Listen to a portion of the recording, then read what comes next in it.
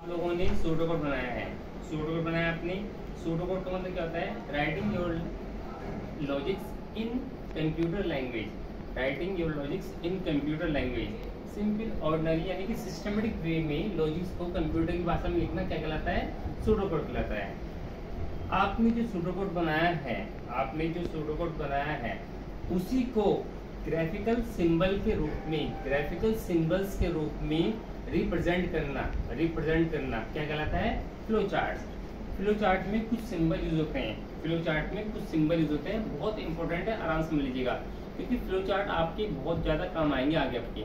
Flow chart क्या होता है? फ्लो चार्ट ये होता है कि जो आप प्रोग्राम बना रहे हो उसका एक ग्राफिकल फॉर्म में उसको प्रेजेंट करना, वो क्या कहलाता है? Flow charts. फ्लो चार्ट्स में कुछ सिंबल यूज होते हैं। सिंबल कौन से यूज होते हैं? मैं सिंबल बता देता हूँ आपको। नंबर 1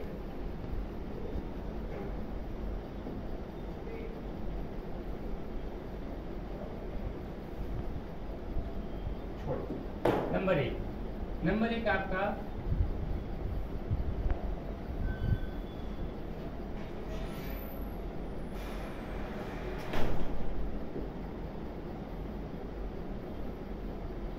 ये आपका है टर्मिनल, इसको बोलते हैं टर्मिनल।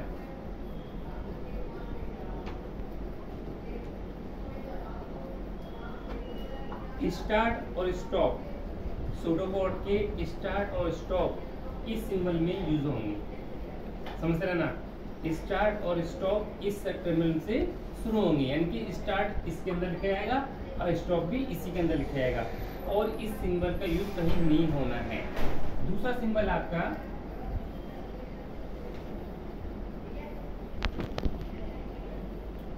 शेप का ध्यान रखिएगा, थोड़े से है ना। ये शेप आपकी, इस शेप इसको बोलते हैं इनपुट आउटपुट बॉक्स। इसको बोलते हैं आप क्या? Input output box. जितने भी इनपुट वाली कैलकुलेशन है, इनपुट वाली, और जितने भी आउटपुट वाली कैलकुलेशन है, इनपुट मीन्स यदि आपको इनपुट लेना है, जैसे इनपुट लेते हैं आप लोग, ए में इनपुट लिया, बी में इनपुट लिया, ये लिया आपने, जितने भी इनपुट लेंगे आप वो सब इसी के अंदर लेंगे, और जो आप डिस्प्ले करेंगे, डिस्प्ले करता हो आउटपुट, बट डिस्प्ले सम कर दिया आपने, डिस्प्ले एवरेज कर दिया आपने, वो सब किसके अंदर होगा? इसके अंदर होगा, ठीक है ना। तीसरा आपका है, समझते रहो बच्चों आराम से, इसको बोलते हैं प्रोसेसिंग बॉक्स। प्रोसेसिंग बॉक्स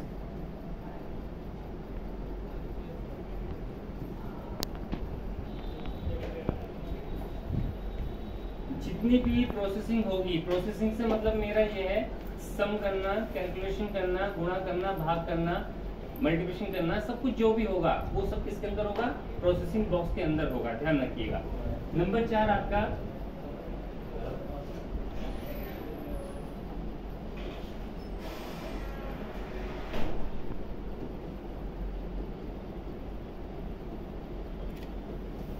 ये आपका डिसीजन बॉक्स, जिसको बोलते हैं डायमंड शेप। डायमंड शेप में, यानी कि इस तरह की शेप में जो बॉक्स बनेगा वो किस लिए होगा? डिसीजन लेने के लिए। अभी आप लोगों ने इफ वाली स्टेटमेंट की थी, ध्यान है, इफ वाली स्टेटमेंट की थी आप लोगों ने। इफ वाली स्टेटमेंट में आपके पास एक मतलब कि आप चेक कर रहे थे कंडीशन को, यदि कंडीशन ट्रू है तो ये काम होगा, कंडीशन फॉल्स है तो ये काम होगा, ये तो कर रहे थे आप लोग। तो इसी में आपके क्या होगा? आपका इसमें इनपुट आएगा 1, यानी कंडीशन चेक करने के लिए, और आउटपुट आपकी कितनी निकलेंगी? 2। आउटपुट 2 मीन्स एक तो नो के लिए और एक यस के लिए। ठीक है, मैं प्रोग्राम बना दिखाऊंगा, समझ में आ जाएगा।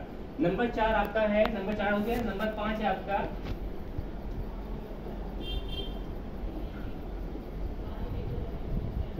है आपका इसको बोलते हैं फ्लो लाइंस। फ्लो लाइंस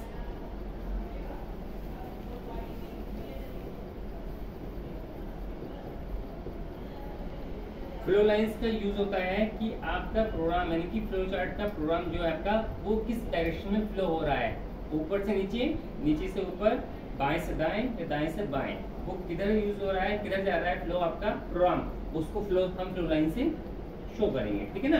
कितने सिंबल हो गए आपके? 5। अब एक सिंबल और, 2 सिंबल और हैं, लेकिन फिलहाल मैं आपको एक सिंबल और बताता हूँ। एक सिंबल आपका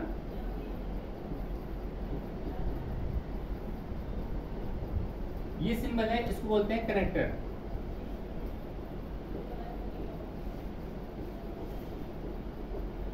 कनेक्टर का मतलब क्या होता है? कनेक्टर मीन्स होता है कि जब आपका फ्लो चार्ट्स एक पेज पे नहीं आ पा रहा है, फ्लो चार्ट इतना बड़ा हो गया है कि आपका एक पेज के मुकाबले वो 2 पेज पे आ रहा है, तो पहले पेज के फ्लो चार्ट्स को दूसरे पेज से जोड़ने के लिए हम लोग कनेक्टर का यूज करेंगे, ध्यान रखिएगा, ठीक है ना।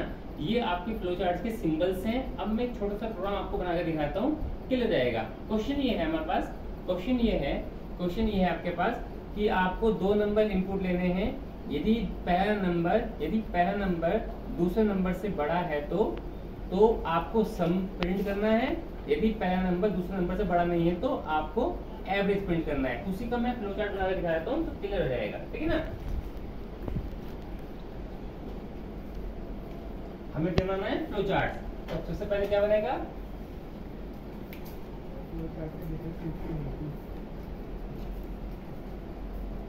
टर्मिनल। फ्लो चार्ट की डिटेल्स लिखनी थी आपने,